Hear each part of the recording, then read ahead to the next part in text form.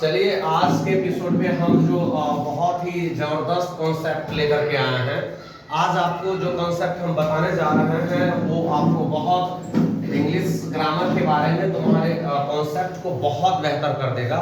चलिए जानने का प्रयास करते हैं। आप यहाँ पर कुछ लिखा हुआ देख रहे होंगे जिसका नाम है सेंटेंस, क्लॉज, फ्रेज, इडियम। देखिए हम इस चारों में सिमिलरिटीज देखेंगे और डिसिमिलरिटी जो है उसको हम देखने का प्रयास करेंगे। चलिए सबसे पहले देखते हैं कि ये सेंटेंस क्या होता है, क्लॉज क्या होता है, फ्रेज क्या होता है और इडियम क्या होता है। दोस्तों ये जो टर्म है वो आपके इंग्लिश ग्रामर में बहुत ही सहायता करेगा आपको। तो चलिए जानने का प्रयास करते हैं सेंटेंस क्या होता है। देखिए सेंटेंस जो होता है ये ग्रुप ऑफ वर्ड्स होता है, group of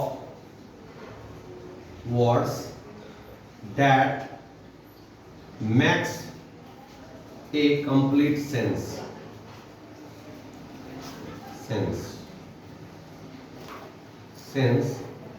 is a sentence। मेरे कहने का ये मतलब है कि शब्दों का ऐसा समूह जो एक कंप्लीट सेंस दे वो सेंटेंस कहलाता है। लेकिन क्लॉज क्या कहलाता है? ओके, क्लॉज क्या कहलाता है इसको जानिए कि ये सेंटेंस क्या होता है उसको हम जानने का प्रयास करते हैं। A group of words that makes a complete sense is a sentence। लेकिन क्लॉज क्या होता है इसको थोड़ा सा देख लीजिए। क्लॉज जो होता है ये भी एक ग्रुप ऑफ वर्ड्स होता है। देखिए ये सेट ऑफ वर्ड्स होता है, set of words that forms a part of a sentence, part of a sentence and includes a subject and a finite verb। देखिए दोस्तों क्लॉज जो होता है सेंटेंस का पार्ट होता है और इस क्लॉज देखिए याद रखिए सेंटेंस के अंदर में ही क्लॉज आता है, फ्रेज आता है और इडियम होता है। इस फ्रेज में और इडियम में क्या फर्क है? देखिए फ्रेज जो है वो सेंस देता है लेकिन कंप्लीट सेंस नहीं देता है। शब्दों का ऐसा समूह जो सेंस दे लेकिन कंप्लीट सेंस ना दे। इडियम क्या होता है कि सेंस देता है लेकिन जो एक्चुअल वर्ड्स होता है उसका सेंस नहीं देता है। जैसे यहाँ पर हमने लिखा कैट्स एंड डॉग्स, तो अगर हम इसके शब्द के अर्थ को समझने का प्रयास करें तो इसका अर्थ हो जाता है बिल्लियां या कुत्ते, बिल्लियां और कुत्ते। लेकिन इसका जो शाब्दिक अर्थ है वो अर्थ ना होकर के ये अर्थ क्या दे रहा है कि रेनिंग हैविली, कहने का मतलब मूसलाधार बारिश होना। तो इडियम का मतलब होता है कि ऐसे शब्दों का समूह जो उसका जो वर्ड का मीनिंग होता है वो ना दे करके कुछ डिफरेंट मीनिंग दे। शब्दों का ऐसा समूह जो एक्चुअल सेंस ना दे करके कुछ डिफरेंट अलग सेंस दे वो इडियम कहलाता है। लेकिन फ्रेज में क्या है, सेंस देता है लेकिन कंप्लीट सेंस नहीं देता है। ये भी सेंस देता है लेकिन डिफरेंट सेंस देता है। Group of words which gives a different sense. और ये क्या है, a group of words which gives a sense but not complete sense. और क्लॉज क्या है, ये भी सेट ऑफ वर्ड्स है, सेंटेंस के पार्ट को बनाता है और एक सब्जेक्ट और क्या लगता है, फाइनाइट वर्ब रखता है। और ये सेंटेंस क्या है, ये शब्दों का ऐसा समूह है जो एक कंप्लीट सेंस देता है, सेंटेंस कहलाता है। तो इसे अगर सेंटेंस, क्लॉज, फ्रेज और इडियम में अगर कॉमन बात है तो वो है ग्रुप ऑफ वर्ड्स। सब में ग्रुप ऑफ वर्ड्स होगा, फ्रेज में भी ग्रुप ऑफ वर्ड्स होगा, इडियम में भी ग्रुप ऑफ वर्ड्स होगा, क्लॉज में भी ग्रुप ऑफ वर्ड्स होगा और सेंटेंस में भी ग्रुप ऑफ वर्ड्स होगा। कहने का ये मतलब है क्लॉज सेंटेंस का पार्ट है, फ्रेज जो है क्लॉज का पार्ट है और इडियम भी। अगर कहें कि चारों में अंतर क्या है, अंतर क्या है, तो देखिए याद रखें सेंटेंस जो है वो क्लॉज नहीं हो सकता। याद रखिएगा, सॉरी सेंटेंस में क्लॉज हो सकता है लेकिन क्लॉज में सेंटेंस नहीं हो सकता। इस क्लॉज में फ्रेज हो सकता है, क्लॉज में फ्रेज का इस्तेमाल हो सकता है या इडियम का इस्तेमाल हो सकता है। ये फ्रेज का भी इस्तेमाल इस सेंटेंस में, किसी भी सेंटेंस में हम कर सकते हैं। तो याद रखिए group of words that makes a complete sense is a sentence.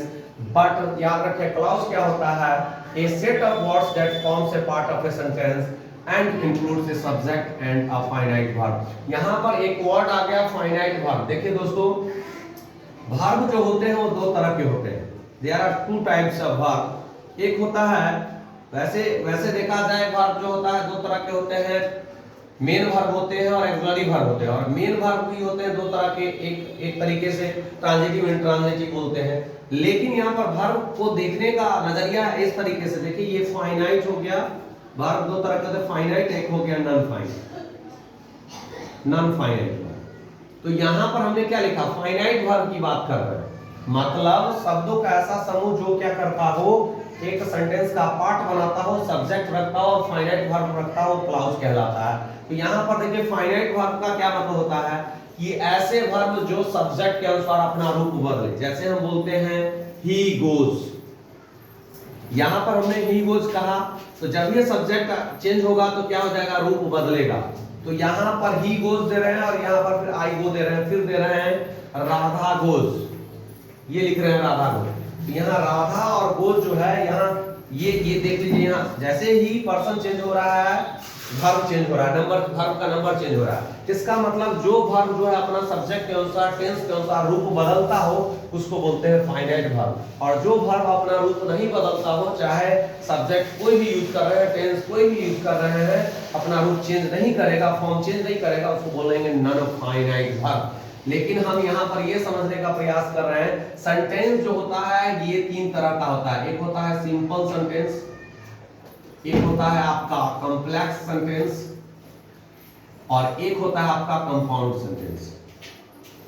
Compound sentence, sentence तीन तरह के होते हैं अगर देखा जाए तो। और क्लाउज जो होते हैं वो दो तरह के होते हैं। क्लाउज एक होता है प्रिंसिपल क्लाउज जिसको पीसी बोलते हैं, और एक होता है एससी जिसको हम सबऑर्डिनेट क्लाउज कहते हैं।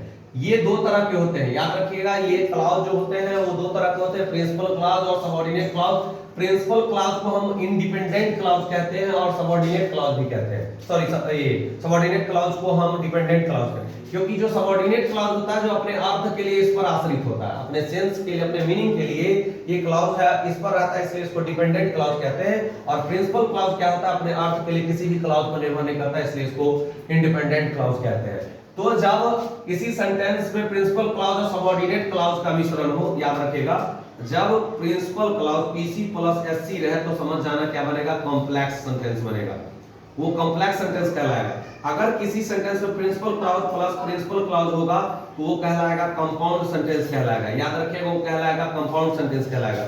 अगर किसी सेंटेंस में सिर्फ और सिर्फ एक ही पीसी हो, याद रखिएगा, किसी सेंटेंस में एक ही पीसी हो, जैसे इस सेंटेंस में एक ही पीसी है, एक प्रिंसिपल क्लाउज है, इस सेंटेंस में भी एक प्रिंसिपल क्लाउज है, इस सेंटेंस में एक ही प्रिंसिपल क्लाउज है, ऐसे सेंटेंस को बोलेंगे हम सिंपल सेंटेंस बोलेंगे। जिस सेंटेंस में एक ही पीसी हो उसको हम सिंपल सेंटेंस बोलेंगे।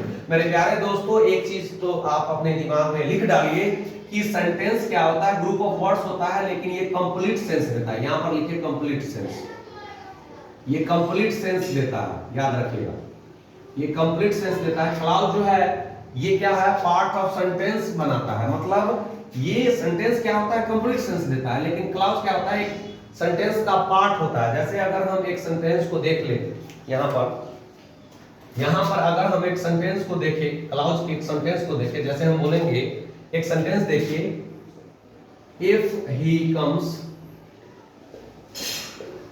I will go. इस सेंटेंस में देखिए, अगर वह आएगा तो मैं जाऊंगा। If he comes I will go, इसमें दो क्लॉज है, एक है इफ ही कम्स और एक है आई विल गो, इसमें दो क्लॉज है। देखिए ये शब्दों का समूह है। देखिए हमने क्या कहा, ये सेट ऑफ वर्ड्स, ये सेट ऑफ वर्ड्स है, इफ है, ही है और कम्स है, क्या है, शब्दों का समूह है। ये क्लाउज शब्दों का समूह है, लेकिन एक सेंटेंस के पार्ट को बना रहा है। इसमें दो पार्ट है, इस सेंटेंस में कितने पार्ट है, दो पार्ट है, एक है इफ ही कम्स और दूसरा पार्ट है आई विल गो। तो इस सेंटेंस में आप देख रहे हैं कि इसमें भी सब्जेक्ट है और फाइनाइट वर्ब है लगा हुआ, क्योंकि सब्जेक्ट के अनुसार वर्ब बदला हुआ है। तो इसका मतलब क्या है कि सेट ऑफ वर्ड्स है और क्या कर रहा है, एक सेंटेंस, ये पूरा का पूरा एक सेंटेंस है, ये पूरा का पूरा सेंटेंस है, ये पूरा का पूरा आपको सेंटेंस दिख रहा है, ये सेंटेंस है। और इस सेंटेंस में दो पार्ट है और दोनों पार्ट को हम क्लाउज कहेंगे, क्योंकि ये क्लाउज जो है ग्रुप ऑफ वर्ड्स है, एक सब्जेक्ट रखता है और एक फाइनाइट वर्ब होता है। ये भी एक सब्जेक्ट रखे हुए और फाइनाइट वर्ब रखे हुए।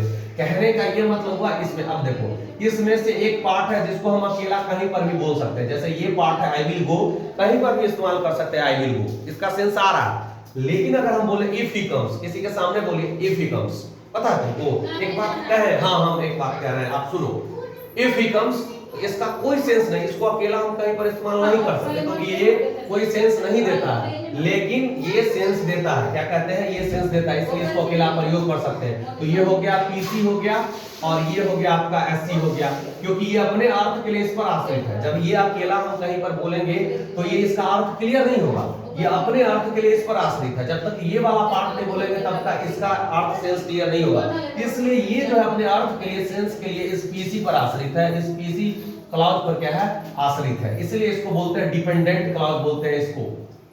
अगर कोई क्लॉज अपने अर्थ के लिए किसी दूसरे क्लॉज पर आश्रित तो उसको डिपेंडेंट क्लॉज कहेंगे। अब देखो पीसी प्लस एससी, तो ये कैसा सेंटेंस है, कॉम्प्लेक्स सेंटेंस, हमने बताया कैसा सेंटेंस है ये, कॉम्प्लेक्स, पीसी प्लस पीसी रहे। अगर जैसे कहते हैं he is poor but happy, वह क्या है, वह गरीब है लेकिन खुश है, तो इसमें ही इज पुअर जो है एक पीसी हो गया, और यहां पर ही बट ही इज हैप्पी होगा, तो यहां पर ये भी क्या हो जाएगा, पीसी। तो दो पीसी मिलकर के क्या बन जाएगा, कंपाउंड बन जाएगा। तो ये कंपाउंड सेंटेंस हो गया, याद रखिए। या सीधे डायरेक्ट अकेला लिखे ही इज पुअर, अगर किसी कहीं पर लिख दिए तो ये क्या है, सिंपल सेंटेंस है। तो आपको समझ में आ गया होगा कि क्लॉज, सेंटेंस और आइडियम्स एंड फ्रेजेस किसको कहते हैं, आइडियम, फ्रेज और क्लॉज और सेंटेंस किसको कहते हैं। तो आज के एपिसोड को यहीं पर मुकम्मल करते हैं, तब तक के लिए फिर मिलते हैं अगले एपिसोड में। जय हिंद, वंदे मातरम। मेरे चैनल को अवश्य सब्सक्राइब करें।